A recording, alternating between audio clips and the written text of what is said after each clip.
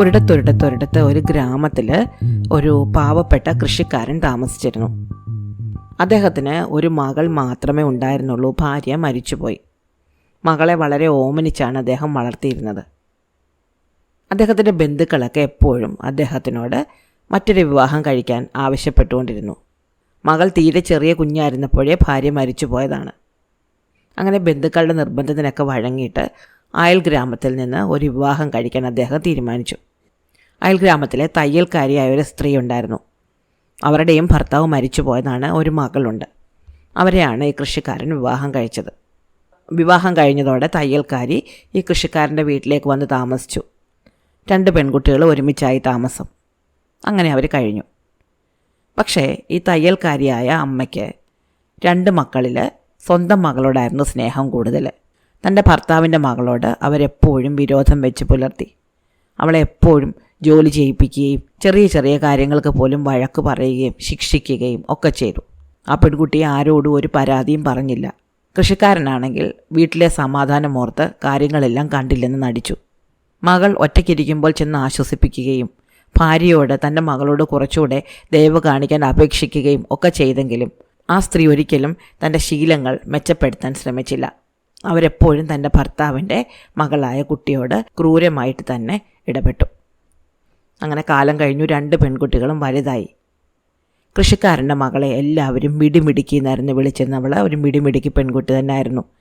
എന്നാൽ തയ്യൽക്കാരിയുടെ മകളെ എല്ലാവരും കുഴിമടിച്ചി എന്നായിരുന്നു വിളിച്ചിരുന്നത്. കാരണം അവളൊരു കുഴിമടിച്ചി ആയതുകൊണ്ട് തന്നെ. മിടിമിടുക്കിയാണ് വീട്ടുജോലികളെല്ലാം ചെയ്യാറ്. കൃഷിക്കാരൻ ഒരിക്കൽ കൃഷിസ്ഥലത്ത് വെച്ച് ഒരു അപകടമുണ്ടായിട്ട് കിടപ്പിലായി. അധികം ജോലിയൊന്നും ചെയ്യാൻ പറ്റാതായി. അതോടെ തയ്യൽക്കാരി പെൺകുട്ടിയോട് എപ്പോഴും വഴക്ക് തുടങ്ങി. പുറത്തു പോയി എന്തെങ്കിലും ജോലി തേടി വീട്ടിലേക്ക് പണം കൊണ്ടുവന്നേ പറ്റൂ, അല്ലെങ്കിൽ വീട് മുന്നോട്ട് പോവുകയില്ല എന്ന് അവരെപ്പോഴും ആ പെൺകുട്ടിയോട് പറഞ്ഞുകൊണ്ടിരുന്നു. അങ്ങനെ സഹികെട്ട അവൾ എവിടെയെങ്കിലും പോയി ഒരു ജോലി തേടാം എന്ന് കരുതി. അവൾ തൻ്റെ പിതാവിനോട് യാത്ര പറഞ്ഞ് വീട്ടിൽ നിന്നിറങ്ങി ഒരു ജോലി തേടി നടന്നു തുടങ്ങി. കുറേ ദൂരം നടന്നു. അപ്പോൾ വഴിയിൽ ഒരു ആപ്പിൾ മരം നിൽക്കുന്നത് കണ്ടു. ആപ്പിൾ മരം ആകെ ഉണങ്ങി നിൽക്കുകയായിരുന്നു. അവൾ മരത്തിനടുത്തൂടെ കടന്നു പോകുമ്പോൾ ആപ്പിൾ മരം സംസാരിച്ചു. അത് അവളോട് പറഞ്ഞു, പെൺകുട്ടി, നീ എവിടെ പോവുകയാ? അവൾ പറഞ്ഞു, ഞാനൊരു ജോലി അന്വേഷിച്ച് പോവുകയാണ്. അപ്പോൾ മരം പറഞ്ഞു, എൻ്റെ കൊമ്പുകളൊക്കെ ഇങ്ങനെ ഉണങ്ങി നിൽക്കുന്ന കണ്ടില്ലേ, ഇതൊക്കെ ഒന്ന് കോതി വൃത്തിയാക്കി തരാമെങ്കിൽ തിരിച്ചു വരുമ്പോൾ ഞാൻ നിനക്ക് ഉപകാരം ചെയ്യാം. അവൾ തൻ്റെ കയ്യിലുണ്ടായിരുന്ന ചെറിയ കത്തിയെടുത്ത് ആ മരത്തിൻ്റെ കമ്പുകളൊക്കെ വെട്ടി ഒതുക്കി വൃത്തിയാക്കി കൊടുത്തു. എന്നിട്ട് മരത്തിനോട് യാത്ര പറഞ്ഞ് വീണ്ടും മുന്നോട്ട് നടന്നു. അങ്ങനെ കുറേ ദൂരം നടന്നപ്പോൾ ഒരു വേലിയിലേക്ക് പടർന്ന് കിടക്കുന്ന ഒരു മുന്തിരിവള്ളി കണ്ടു. മുന്തിരിവള്ളി അവളെ വിളിച്ചു, പെൺകുട്ടി, എവിടെ പോവുകയാ? അവൾ പറഞ്ഞു, ഞാനൊരു ജോലി അന്വേഷിച്ച് പോവുകയാണ്. അപ്പം മുന്തിരിവള്ളി പറഞ്ഞു, ഇതാ നോക്ക്, എൻ്റെ വള്ളികളാകെ ഉണങ്ങി നിൽക്കുന്നത് കണ്ടില്ലേ? എൻ്റെ ചുവട്ടിൽ ഒരു തടമെടുത്ത് ഇത്തിരി വളവും വെള്ളവും ഒക്കെ ഇട്ടാൽ ഞാൻ നന്നായേനെ. തിരിച്ചു വരുമ്പോൾ ഞാൻ നിനക്ക് ഉപകാരം ചെയ്യാം. എന്നിട്ട് അവൾ ആ മുന്തിരിവള്ളിക്ക് ഒരു തടമെടുത്തു. അതിന് ചുവട്ടിലെ കരിയിലകൾ വാരിക്കൂട്ടി വളമിട്ടു. കുറച്ച് വെള്ളവും ഒഴിച്ചു. എന്നിട്ട് മുന്തിരിവള്ളിയോട് യാത്ര പറഞ്ഞ് മുന്നോട്ട് നടന്നു. അങ്ങനെ വീണ്ടും കുറേ ദൂരം പോയി. അപ്പോൾ ഒരു അടുപ്പ് കണ്ടു. വഴിയരികിൽ ഒരു വലിയ അടുപ്പ്. ആ അടുപ്പ് ആകെ പൊട്ടിപ്പൊളിഞ്ഞ് കിടക്കുകയായിരുന്നു. അവൾ അതുവഴി നടന്നു പോയപ്പോൾ അടുപ്പ് അവളെ വിളിച്ചു, പെൺകുട്ടി, എവിടെ പോവുകയാ? അവൾ പറഞ്ഞു, ഞാനൊരു ജോലി അന്വേഷിച്ച് പോവുകയാണ്. അപ്പോൾ അടുപ്പ് പറഞ്ഞു, ഞാൻ ആകെ പൊട്ടിപ്പൊളിഞ്ഞിരിക്കുന്നത് കണ്ടില്ലേ, എന്നെ ഒന്ന് നന്നാക്കാമോ? തിരിച്ചു വരുമ്പോൾ ഞാൻ നിനക്ക് ഉപകാരം ചെയ്യാം. അവൾ കുറച്ച് മണ്ണൊക്കെ കുഴച്ച് അടുപ്പിന് ചുറ്റും തേച്ച് പിടിപ്പിച്ച് അത് നന്നാക്കി. അതിനുള്ളിലെ ചാരമൊക്കെ വാരിക്കളഞ്ഞ് വൃത്തിയാക്കി. നല്ല വിറക് കഷ്ണങ്ങൾ കൊണ്ടുവന്ന് അതിനുള്ളിൽ തിരുകി. എന്നിട്ട് ചോദിച്ചു, ഞാൻ ഇനി പൊക്കോട്ടെ? അടുപ്പ് പറഞ്ഞു, ശരി, നീ പൊക്കോ. തിരിച്ചു വരുമ്പോൾ ഞാൻ നിന്നെ തീർച്ചയായിട്ടും പരിഗണിക്കുന്നതാണ്. അവൾ വീണ്ടും മുന്നോട്ട് നടന്നു. കുറേ ദൂരം ചെന്നപ്പോൾ ഒരു കിണർ കണ്ടു. കിണർ അവളെ വിളിച്ചു, പെൺകുട്ടി, എവിടെ പോവുക? അവൾ പറഞ്ഞു, ഞാനൊരു ജോലി അന്വേഷിച്ച് പോവുകയാണ്. അപ്പോൾ കിണർ പറഞ്ഞു, ഇതാ നോക്ക്, എൻ്റെ വെള്ളം ആരും കോരാതെ കെട്ടിക്കിടന്ന് ചീത്തയായി. നീ കുറച്ച് വെള്ളം കോരിക്കളഞ്ഞ് ഈ ചുറ്റും നിൽക്കുന്ന ചെടിയുടെ കമ്പുകളൊക്കെ ഒന്ന് കോതി അകത്തേക്ക് ഇലകൾ വീഴാതാക്കുകയാണെങ്കിൽ തിരിച്ചു വരുമ്പോൾ ഞാൻ നിനക്ക് ഉപകാരം ചെയ്യാം. അവൾ സമ്മതിച്ചു. അവൾ കിണറ്റിൽ നിന്ന് കുറേ വെള്ളം കോരിക്കളഞ്ഞു. എന്നിട്ട് ചുറ്റുപാടും കിണറ്റിലേക്ക് ചാഞ്ഞ് നിൽക്കുന്ന മരക്കൊമ്പുകളൊക്കെ ഒന്ന് വെട്ടി ഒതുക്കി വൃത്തിയാക്കി. കിണറിനോട് യാത്ര പറഞ്ഞ് അവൾ വീണ്ടും മുന്നോട്ട് നടന്നു. അങ്ങനെ കുറേ ദൂരം നടന്നപ്പോൾ ഒരു പട്ടിയെ കണ്ടു. പട്ടിയുടെ ദേഹത്താണെങ്കിൽ ആകെ ചെളിയും അഴുക്കും ചെള്ളുമാണ്. പട്ടി അവളെ കണ്ട് ഓടി അടുത്ത് എന്നിട്ട് പറഞ്ഞു, പെൺകുട്ടി, എവിടെ പോവാ? അവൾ പറഞ്ഞു, ഞാനൊരു ജോലി അന്വേഷിച്ച് പോവുക. അപ്പോൾ പട്ടി ചോദിച്ചു, എന്നെ ഒന്ന് വൃത്തിയാക്കി തരാമോ, എനിക്ക് ദേഹം ആകെ ചൊറിയുന്നു. അവൾ ചോദിച്ചു, പിന്നെന്താ. അവൾ ആ പട്ടിയെ അടുത്ത് വിളിച്ച് അതിനെ കുളിപ്പിച്ച് അതിൻ്റെ ദേഹത്തെ ചെള്ളൊക്കെ പെറുക്കി കളഞ്ഞ് വൃത്തിയാക്കി കൊടുത്തു. അപ്പോൾ പട്ടി പറഞ്ഞു, നീ തിരിച്ചു വരുമ്പോൾ ഞാൻ നിന്നെ തീർച്ചയായിട്ടും സഹായിക്കാം കേട്ടോ. അങ്ങനെ അവൾ വീണ്ടും മുന്നോട്ട് നടന്നു. ഒരു വലിയ വാതിൽ കണ്ടു. ആ വാതിൽ ചെന്ന് മുട്ടിയപ്പോൾ വൃദ്ധയായ ഒരു സ്ത്രീയാണ് വാതിൽ വന്ന് തുറന്നത്. അവളോട് ചോദിച്ചു, എന്ത് വേണം, നീ ആരാ? അവൾ പറഞ്ഞു, ഞാൻ ദൂരെ ഗ്രാമത്തിൽ നിന്ന് വരികയാണ്, ഒരു ജോലി അന്വേഷിച്ച് വരികയാണ്. എൻ്റെ അച്ഛന് സുഖമില്ല, അതുകൊണ്ട് എനിക്ക് എന്തെങ്കിലും ഒരു ജോലി കിട്ടിയാൽ മതിയാവുകയുള്ളൂ. അപ്പോൾ ആ സ്ത്രീ പറഞ്ഞു, അകത്തേക്ക് വരും, ഞങ്ങളൊരു ജോലിക്കാരി അന്വേഷിച്ചിരിക്കുകയായിരുന്നു. അവൾ അകത്ത് ചെന്നപ്പോൾ അവിടെ ഒരു വൃദ്ധ സ്ത്രീ മാത്രമല്ല, മറ്റ് 6 സ്ത്രീകളും കൂടിയുണ്ട്. അങ്ങനെ 7 സ്ത്രീകളുള്ള ഒരു വീടായിരുന്നു, ഒരു വലിയ വീട്. അവർ 7 പേരും മന്ത്രവാദിനികളായിരുന്നു. അത് ഈ പെൺകുട്ടിക്ക് അറിഞ്ഞുകൂടായിരുന്നു. അവർക്ക് വീട്ടു ജോലിക്ക് ഒരു പെൺകുട്ടിയെ ആവശ്യമുണ്ടായിരുന്നു താനും. അവരവളോട് പറഞ്ഞു, 1 മാസം നീ ഇവിടെ ജോലിക്ക് നിൽക്കണം. ഒരു കാര്യമുള്ളത്, 1 മാസം മുഴുവനും ഞങ്ങൾ പറയുന്നത് പോലെ ജോലി ചെയ്താൽ മാത്രമേ നിനക്ക് ഞങ്ങൾ കൂലി തരികയുള്ളൂ. പെൺകുട്ടി സമ്മതിച്ചു. അവർ പറയുന്നത് പോലെ ജോലികൾ ചെയ്തു കൊള്ളാമെന്ന് അവൾ പറഞ്ഞു. അപ്പോൾ ആ വൃദ്ധ സ്ത്രീകൾ പറഞ്ഞു, ഒരു കാര്യമുണ്ട്, ഈ വീട്ടിൽ ഒരുപാട് മുറികളുണ്ട്, പക്ഷേ ഇടനാഴിയുടെ അങ്ങേയറ്റത്തുള്ള മുറിയുണ്ടല്ലോ, ആ മുറി മാത്രം തുറക്കാനോ വൃത്തിയാക്കാനോ പാടില്ല. ബാക്കി എല്ലാ മുറികളും നിനക്ക് ഇഷ്ടം പോലെ തുറന്നു നോക്കാം. അവിടെ എല്ലാം വൃത്തിയാക്കി ഒരു മാറാല പോലും ഇല്ലാതെ വൃത്തിയാക്കണം. ഒരു പൊടിയോ ഒരഴുക്കോ ഒന്നും എങ്ങും കാണാൻ പാടില്ല. പെൺകുട്ടി സമ്മതിച്ചു. അങ്ങനെ അവൾ ആ വീട്ടിൽ ജോലിക്കാരിയായിട്ട് നിന്നു. അവൾ വൃത്തിയായിട്ട് ജോലി ചെയ്തു. അവരെ കയറരുത് എന്ന് പറഞ്ഞ മുറിയിലേക്ക് അവൾ നോക്കിയത് പോലുമില്ല. ബാക്കി എല്ലാ മുറികളും അവൾ വൃത്തിയാക്കിയിട്ടിരുന്നു. നന്നായിട്ട് ഭക്ഷണം പാകം ചെയ്തു കൊടുത്തു. വൃദ്ധരായ ആ സ്ത്രീകൾ എന്തൊക്കെ ജോലികൾ പറഞ്ഞോ അതെല്ലാം അവൾ സന്തോഷത്തോടെ ചെയ്തു കൊടുത്തു. അങ്ങനെ 1 മാസമായി. 1 മാസമായപ്പോൾ അവൾ പറഞ്ഞു, ഇനി ഞാൻ എൻ്റെ വീട്ടിലേക്ക് പോകട്ടെ, എൻ്റെ അച്ഛന് സുഖമില്ല എന്ന് ഞാൻ പറഞ്ഞിരുന്നല്ലോ, എനിക്ക് വീട്ടിൽ പോയി അച്ഛനെ കാണണം. അപ്പോൾ ആ സ്ത്രീകൾ പറഞ്ഞു, ശരി, 1 മാസമായല്ലോ, നിനക്ക് കൂലി തരാം, നിൻ്റെ ജോലിയിൽ ഞങ്ങൾ സംതൃപ്തരാണ്. അവരവളെയും വിളിച്ചുകൊണ്ട് ആ വലിയ മുറിയിലേക്ക് പോയി. ഒരിക്കലും തുറക്കരുത് എന്നവർ പറഞ്ഞിരുന്ന മുറി. ആ മുറിയുടെ വാതിൽ തുറന്നു.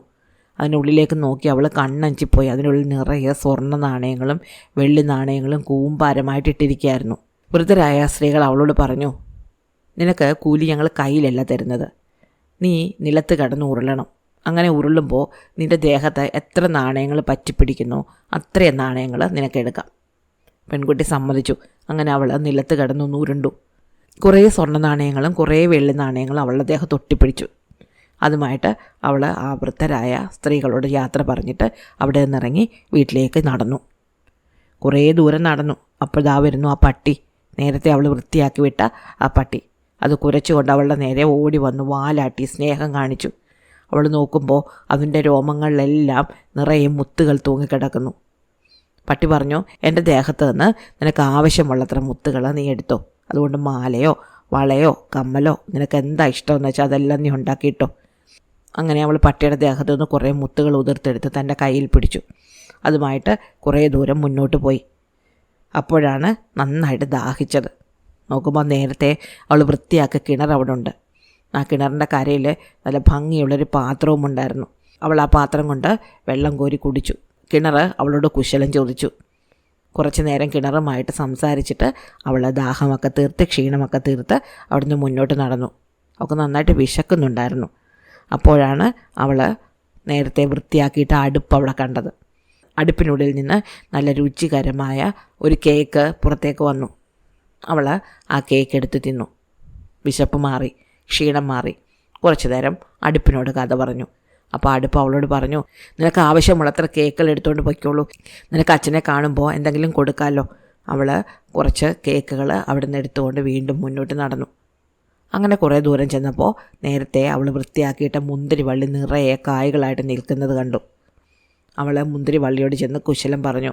മുന്തിരി വള്ളി അവളോട് പറഞ്ഞു, നിനക്ക് ആവശ്യമുള്ളത്ര മുന്തിരികൾ പറിച്ചുകൊണ്ട് പൊയ്ക്കോ.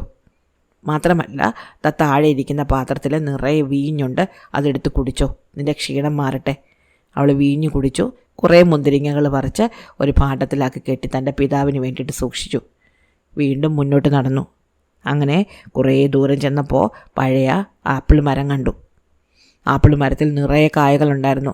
മരം അവളെ കണ്ടതേ സന്തോഷത്തോടെ വിളിച്ചു, പെൺകുട്ടി ഓടി വരൂ, നിനക്ക് വേണ്ട ആപ്പിളുകൾ പറിച്ചെടുത്തോളൂ.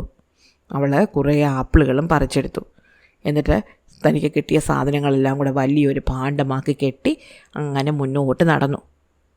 കൃഷിക്കാരൻ്റെ വീട്ടിലൊരു പൂവൻകോഴി ഉണ്ടായിരുന്നു. പൂവൻകോഴി ചിമ്മിനിയുടെ മുകളിൽ കയറി എന്ന് വിളിച്ചു പറഞ്ഞു, ദാ മിടിമിടിക്ക് നിറയെ സ്വർണ്ണമായിട്ട് വരുന്നുണ്ടേ. അപ്പോൾ തയ്യക്കാരി പറഞ്ഞു, അപ്പോൾ കള്ളം പറയാതെ അവളെങ്ങനെ സ്വർണ്ണമായിട്ട് വരുന്നത്? അപ്പോൾ പൂവൻകോഴി വീണ്ടും വിളിച്ചു പറഞ്ഞു, അല്ല മിടിമിടിക്ക് ദാ ദേഹം നിറയെ സ്വർണവും പറ്റിച്ച് വരുന്നുണ്ട്. അപ്പോഴും തയ്യൽക്കാരി പറഞ്ഞു, കള്ളം പറയാതെ കോഴി. അപ്പോഴും കോഴി വിളിച്ചു പറഞ്ഞു, അല്ല ദാ എൻ്റെ യജമാനത്തിൽ മിടിമിടിക്ക് നിറയെ സ്വർണവും മുത്തും ഒക്കെ ആയിട്ട് വരുന്നുണ്ട്. അപ്പോഴേക്കും വാതിലിൽ മുട്ട് കേട്ടു. തയ്യൽക്കാരി ചെന്ന് വാതിൽ തുറന്ന് നോക്കുമ്പോൾ നേരാണ്. താൻ ഓടിച്ചു വിട്ട മിടിമിടിക്ക് പെണ്ണ് ദേഹം നിറയെ സ്വർണ്ണ നാണയങ്ങളും പറ്റിച്ച് കയ്യിൽ കുറയെ മുത്തുകളുമായിട്ട് ഒരു ഭാണ്ഡം നിറയെ ആപ്പിളും മുന്തിരിയും കേക്കും ഒക്കെ ആയിട്ട് വന്ന് നിൽക്കുന്നു. അവർക്ക് ഭയങ്കര അസൂയ തോന്നിയെങ്കിലും അതൊന്നും പുറത്ത് കാണിക്കാതെ അവരവളെ സ്വീകരിച്ചു. പെൺകുട്ടിക്ക് തൻ്റെ അച്ഛൻ്റെ അടുത്തെത്തിയപ്പോൾ വളരെ സന്തോഷമായി. തങ്ങൾക്ക് ഇനി കഷ്ടപ്പെടേണ്ടി വരികയില്ല എന്നവൾ തൻ്റെ പിതാവിനോട് പറഞ്ഞു. ആവശ്യത്തിന് പണമായല്ലോ. പക്ഷേ രണ്ടാനമ്മയായ തയ്യൽക്കാരിക്കുണ്ടോ സഹിക്കുന്നു. അവരുടനെ തൻ്റെ മകളെ വിളിച്ചു എന്നിട്ട് പറഞ്ഞു, ഇനി നിൻ്റെ ഊഴമാണ്. നിൻ്റെ സഹോദരി ജോലിക്ക് പോയിട്ട് വന്നത് കണ്ടില്ലേ, അതുപോലെ നീയും ജോലിക്ക് പോയിട്ട് വാ. ആ പെൺകുട്ടിക്ക് ഒട്ടും മനസ്സില്ലായിരുന്നു. അവളൊരു കുഴി മടിച്ചായിരുന്നു. പക്ഷേ അമ്മ സമ്മതിച്ചില്ല. അവളെ ഉന്തി തള്ളി പുറത്താക്കി. എന്നിട്ട് പറഞ്ഞു, അവൾക്ക് കൊണ്ടുവരാമെങ്കിൽ നിനക്ക് അതിനേക്കാൾ കൂടുതൽ കൊണ്ടുവരാൻ പറ്റും. നീ പോയി അവൾ കൊണ്ടുവന്നതുപോലെ സ്വർണവും മുത്തും പവിഴവും ഒക്കെ കൊണ്ടുവാ. അങ്ങനെ ആ പെൺകുട്ടിയും സ്വർണം തേടി യാത്രയായി. അവൾ കുറേ ദൂരം മുന്നോട്ട് നടന്നപ്പോൾ ആപ്പിൾ മരം കണ്ടു. ആപ്പിൾ മരം ഉണങ്ങി നിൽക്കുകയായിരുന്നു. അത് അവളെ വിളിച്ചു, പെൺകുട്ടി എവിടെ പോവാ? അവൾ മിണ്ടിയില്ല. ആപ്പിൾ മരം പറഞ്ഞു, എൻ്റെ ചില്ലകളൊക്കെ ഉണങ്ങി നിൽക്കുന്നത് കണ്ടില്ലേ, ഒന്ന് കോതിത്താ. അവൾ അനങ്ങാതെ മുന്നോട്ട് പോയി. അപ്പോഴാണ് മുന്തിരിവള്ളി അവളെ വിളിച്ചത്. മുന്തിരിവള്ളി വിളിച്ചിട്ട് പറഞ്ഞു, പെൺകുട്ടി ഇങ്ങോട്ട് വാ, എൻ്റെ വള്ളികളൊക്കെ ഉണങ്ങി നിൽക്കുന്നത് കണ്ടില്ലേ, എനിക്കൊരു തടമെടുത്ത് തന്നിട്ട് പോ. അവൾ നോക്കിയത് പോലുമില്ല. അപ്പോഴാണ് അടുപ്പ് അവളെ വിളിച്ചത്. അടുപ്പ് പറഞ്ഞു, പെൺകുട്ടി താൻ നോക്ക്, ഞാൻ ആകെ പൊട്ടി പൊളിഞ്ഞു പോയല്ലോ, എന്നെ ഒന്ന് വൃത്തിയാക്കിത്താ. അപ്പോഴും കുഴിമടിച്ച് അനങ്ങിയില്ല. അത് കഴിഞ്ഞിട്ടാണ് കിണർ അവളെ വിളിച്ചത്. കിണർ അവളെ ഉറക്കെ വിളിച്ചിട്ട് പറഞ്ഞു, പെൺകുട്ടി ഇങ്ങോട്ട് വാ, എൻ്റെ വെള്ളം ചീത്തയായത് കണ്ടില്ലേ, ഒന്ന് കോരുത്താ. അവൾ നോക്കിയത് പോലുമില്ല. അപ്പോഴാണ് പട്ടിക്കുട്ടി ഓടി വന്നത്. പട്ടിക്കുട്ടി ഓടി വന്നിട്ട് പറഞ്ഞു, പെൺകുട്ടി ഇതാ നോക്ക, എൻ്റെ ദേഹം മുഴുവൻ അഴുക്കായി, എന്നെ ഒന്ന് സഹായിക്കേ. അവൾ പട്ടിയോട് പറഞ്ഞു, കുറേ നേരമായിട്ട് ഓരോരുത്തർ എന്നോട് ഓരോ സഹായം ചോദിക്കുന്നു. എനിക്കെന്താ ഇതൊക്കെ ചെയ്യലാണോ പണി? എനിക്ക് എൻ്റെ ദേഹം അഴുക്കാക്കാനൊന്നും വയ്യ, ഞാൻ പോട്ടെ. അവൾ മുന്നോട്ട് നടന്നു. അങ്ങനെ നടന്ന് മന്ത്രവാദിനിമാരുടെ വീടിനടുത്തെത്തി അവളെ ചെന്ന് മുട്ടി. ഒരു മന്ത്രവാദിനി വന്ന് വാതിൽ തുറന്നു അവളെ അകത്തേക്ക് ക്ഷണിച്ചു. ജോലിക്ക് വന്നാണെന്ന് പറഞ്ഞു. അപ്പോൾ 1 മാസത്തിന് ശേഷമേ ശമ്പളം കൊടുക്കുകയുള്ളൂ എന്ന വ്യവസ്ഥയിൽ അവളെ അവിടെ ജോലിക്ക് നിർത്തി. ഇടനാഴിയുടെ അങ്ങേയറ്റത്തുള്ള മുറി മാത്രം തുറക്കരുതെന്നും പറഞ്ഞു. ഇതെല്ലാം കേട്ട് സമ്മതിച്ച് അവളവിടെ ജോലിക്ക് നിന്നു. ഓരോ ദിവസവും അവളുടെ ചിന്ത താൻ പോകുമ്പോൾ തനിക്ക് എത്രമാത്രം സ്വർണവും വെള്ളിയും കൊണ്ടുപോകാൻ പറ്റുമെന്നതാണ്. അവൾ ഒട്ടും വൃത്തിയായിട്ടല്ല ജോലി ചെയ്തിരുന്നത്. എത്ര തൂത്താലും അഴുക്ക് കാണും. മാറാല വൃത്തിയാക്കാറേയില്ല. കിടക്കവിരികൾ വിരിച്ചാൽ എപ്പോഴും ചുളിവുകൾ കാണും. പാചകം ചെയ്താൽ എപ്പോഴും അടുക്കി പിടിക്കും. ഉപ്പും മധുരവും ഒന്നും പാകമായിരിക്കില്ല. ഇതൊക്കെ പോരാഞ്ഞിട്ട് അവൾക്ക് ആ മുറി തുറന്ന് കാണാതെ വയ്യ. അതിനുള്ളിൽ നിറയെ സ്വർണവും വെള്ളിയുമുണ്ട്. അതെങ്ങനെയെങ്കിലും തുറന്ന് കാണുകയാണെങ്കിൽ തനിക്ക് വീട്ടിൽ പോകുമ്പോൾ കൊണ്ടുപോകാൻ പറ്റുന്ന സ്വർണത്തിൻ്റെ ഒരളവ് മനസ്സിലാവും. ഇത് വിചാരിച്ച് അവൾ ഓരോ ദിവസവും ആ മുറിക്ക് ചുറ്റിപ്പറ്റി നടക്കാൻ തുടങ്ങി. അങ്ങനെ ഒരു ദിവസം താരം കിട്ടിയപ്പോൾ അവൾ ആ മുറി തുറന്നു. അതിനകത്ത് കയറി. അതിനുള്ളിൽ നിറയെ പാമ്പും തേളും പഴുതാരയും ചിലന്തിയൊക്കെ ആയിരുന്നു. എല്ലാം കൂടെ അവളെ കടിച്ച് പറിച്ചു. അവളുടെ നിലവിളി കേട്ട് മന്ത്രവാദിനിമാർ ഓടി വന്നു. അവളെ അവിടെ നിന്ന് രക്ഷപ്പെടുത്തി. എന്നിട്ട് പറഞ്ഞു, ഞങ്ങൾ പറഞ്ഞ ജോലിയൊന്നും നീ വൃത്തിയായിട്ട് ചെയ്തതുമില്ല, ഞങ്ങൾ പറഞ്ഞതനുസരിക്കാതെ ആ മുറി തുറന്ന് നോക്കുകയും ചെയ്തു, അതുകൊണ്ട് നിനക്ക് ജോലിയുമില്ല കൂലിയുമില്ല, ഇപ്പം തന്നെ ഇവിടുന്ന് പൊക്കോണം. അവരവളെ പറഞ്ഞു വിട്ടു. അവൾ വീട്ടിൽ നിന്നിറങ്ങി കരഞ്ഞുകൊണ്ട് പുറത്തേക്ക് നടന്നു. അവളുടെ ദേഹം മുഴുവൻ ചോരയാണ്. നടക്കാൻ വയ്യ, ക്ഷീണം കൊണ്ട് വയ്യ. അങ്ങനെ കുറേ ദൂരം നടന്നപ്പോൾ ദാ നിൽക്കുന്നു പട്ടി. പട്ടിയെ കണ്ടപ്പോൾ അവൾ പറഞ്ഞു, പട്ടി എനിക്ക് മുത്തുതാ. പട്ടി അവളെ കടിക്കാൻ ചെന്നു. പേടിച്ചു പോയ അവൾ ഓടി കിണറിനടുത്തെത്തി. അപ്പോഴേക്കും അവൾക്ക് ദാഹം സഹിക്കാൻ വയ്യായിരുന്നു. അവൾ കിണറ്റിൽ നിന്ന് വെള്ളം കോരാൻ വേണ്ടിയിട്ട് തൊട്ടിയെടുത്ത് ഉള്ളിലേക്ക് ഇട്ടു. പക്ഷേ എത്ര കോരിയിട്ടും വെള്ളം മേളിലേക്ക് വരുന്നില്ല. ക്ഷീണിച്ച് അവൾ തൊട്ടി അവിടെ ഇട്ടിട്ട് മുന്നോട്ട് നടന്നു. അടുപ്പിനടുത്തെത്തി. അടുപ്പിനുള്ളിൽ നിന്ന് കേക്ക് വേവുന്ന മണം വരുന്നുണ്ട്. നോക്കുമ്പോൾ നല്ല ഒരു കേക്ക് ഇരിക്കുന്നു. അവളത് എടുക്കാൻ നോക്കിയപ്പം കൈ പൊള്ളിയതല്ലാതെ കേക്ക് എടുക്കാൻ പറ്റുന്നില്ല. വിഷമിച്ച് പോയ അവൾ അവിടുന്ന് വീണ്ടും മുന്നോട്ട് നടന്ന് മുന്തിരി വള്ളിയുടെ അടുത്തെത്തി. മുന്തിരി വള്ളി നിറയെ കായ്കളുണ്ട്. താഴെ ഒരു പാത്രത്തിൽ വീഞ്ഞു ഇരിപ്പുണ്ട്. പക്ഷേ അവൾക്കൊന്നും എടുക്കാൻ പറ്റിയില്ല. അവൾ കൈ നീട്ടുമ്പോഴേക്കും മുന്തിരി വള്ളികൾ നീണ്ടു വന്ന് അവളുടെ കൈ ചുറ്റിപ്പിടിക്കും. കൈ അനക്കാനേ പറ്റുന്നില്ല. അവസാനം പരാജയം സമ്മതിച്ച് അവൾ അവിടുന്ന് മുന്നോട്ട് നടന്നു. അവൾക്ക് ഒരടി പോലും നടക്കാൻ വയ്യെന്ന് തോന്നി. അപ്പോഴാണ് ആപ്പിൾ മരം കണ്ടത്. ആപ്പിൾ മരത്തിൽ നിറയെ കായകളുണ്ട്, പഴുപഴുത്ത ആപ്പിളുകൾ. അവളത് പറിക്കാം എന്ന് കരുതി കൈ നീട്ടുമ്പോൾ ചില്ലകൾ മുകളിലേക്ക് ഉയർന്നു പോയി. എത്ര ശ്രമിച്ചിട്ടും അവൾക്ക് ആപ്പിൾ പറിക്കാൻ പറ്റിയില്ല. ക്ഷീണിതയായിട്ട് ദേഹം മുഴുവൻ അഴുക്കും ചോരയും നിറഞ്ഞ് വേച്ച് അവൾ തൻ്റെ വീട്ടിലേക്ക് നടന്നു. പൂവൻകോഴി ചിമ്മിനിക്ക് മുകളിൽ നിന്ന് ഉറക്കെ വിളിച്ചു പറഞ്ഞു, ദാ കുഴിമടിച്ച് ദേഹം മുഴുവൻ ചോരയും അഴുക്കുമായിട്ട് വരുന്നുണ്ടേ. തയ്യൽക്കാരിയായ അമ്മ പറഞ്ഞു, എൻ്റെ മോൾ അങ്ങനെ ആയിരിക്കില്ല വരുന്നത്, അവൾ നിറയെ സ്വർണവും വെള്ളിയും കൊണ്ടേ വരൂ.